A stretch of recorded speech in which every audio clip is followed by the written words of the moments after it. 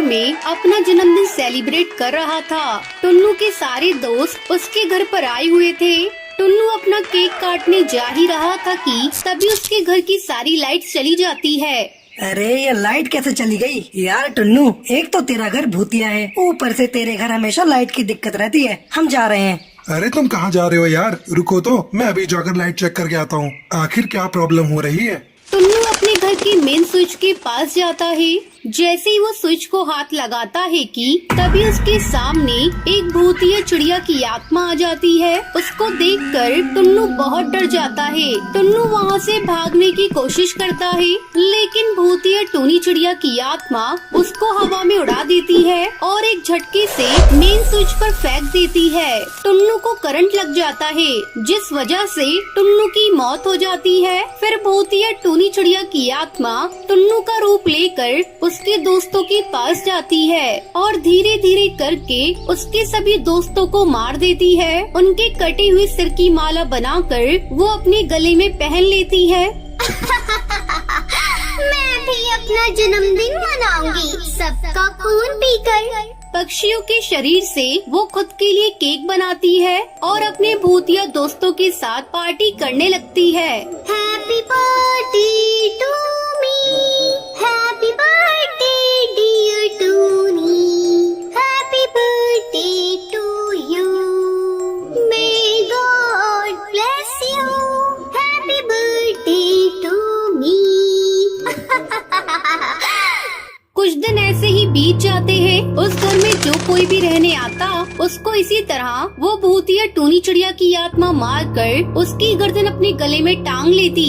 भूतिया चिड़िया की आत्मा का कहर बढ़ता ही जा रहा था। अब जंगल के पक्षियों ने अपना जन्मदिन मनाना बंद कर दिया। कुछ समय बाद उस भूतिया घर में छोटा सा परिवार रहने के लिए आता है। भूरी अपनी माँ टुनटुनी से बोलती है, माँ, कुछ दिनों बाद मेरा जन्मदिन आ रहा है। मेरा तो यहाँ पर कोई भी दोस्त नहीं है, तो क्या मेरा बर्थडे सेलिब्रेट नहीं होगा? अरे मेरी बच्ची, तू कैसी बातें कर रही है? तू तो मेरी इकलौती बेटी है, तेरे सारे शौक मैं पूरे करूँगी। दोनों आपस में बातें कर ही रही होते हैं कि तभी बंटी कबूतर वहाँ पर आ जाता है। मेरी बेटी ने पहली बार बर्थडे सेलिब्रेशन के लिए बोला है और मैं अपनी बेटी का बर्थडे सेलिब्रेट न करूं? ऐसा हो सकता है भला? तुम देखना, सबसे बेस्ट ऑफ द बेस्ट तुम्हारा बर्थडे होगा। अगले 2 दिन बाद भूरी का जन्मदिन आता है और सब उसके बर्थडे की तैयारी करने लगते हैं। थोड़ी देर बाद शाम हो जाती है। फिर बंटी अपने जंगल के कुछ पक्षियों के पास जाता है। कड़कनाथ भैया, मेरी बेटी का जन्मदिन है आज शाम को, आप सबकी दावत है मेरे घर पर। अरे नहीं नहीं, हम नहीं आएंगे, हम अपने घर में ही अच्छे हैं। और मेरी मानो तो तुम भी अपनी बेटी का जन्मदिन मत बनाओ। अरे भैया, तुम्हें पता नहीं, इस जंगल में जो भी जन्मदिन मनाता है उसको भूतिया चिड़िया की आत्मा खा जाती है। ये सुनकर बंटी गुस्से में चला जाता है और थोड़ी देर बाद अपनी बेटी भूरी का जन्मदिन मनाने लगता है कि तभी उसके घर की लाइट चली जाती है और किसी के तेज तेज हंसने की आवाज आने लगती है।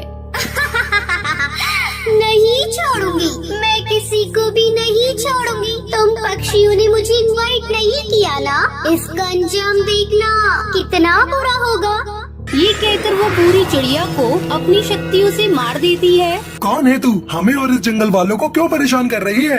नहीं बताऊंगी, तुझे जो करना है कर ले, लेकिन मैं तुझे अपना राज नहीं बताऊंगी। इतना कहकर भूतिया टूनी चिड़िया की आत्मा बंटी को हवा में उड़ा देती है और खूब तेज तेज हंसने लगती है। अभी तूने चिड़िया को देखा था, लेकिन मैं अपनी बेटी और पति के लिए दुर्गा माँ का रूप ले लूंगी। मैं तेरा खात्मा कर दूंगी। इतना कहकर टुनटुनी केक से मोमबत्ती उठाकर भूतिया टूनी चिड़िया की आत्मा के ऊपर फेंक देती है।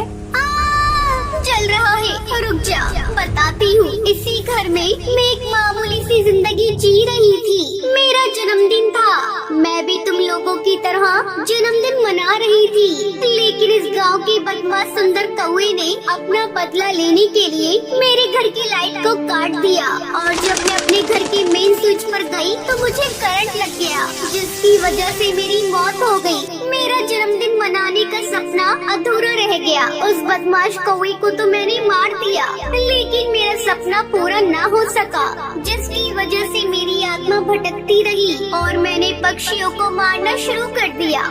जब तूने अपने कातिलों को मार दिया तो तुम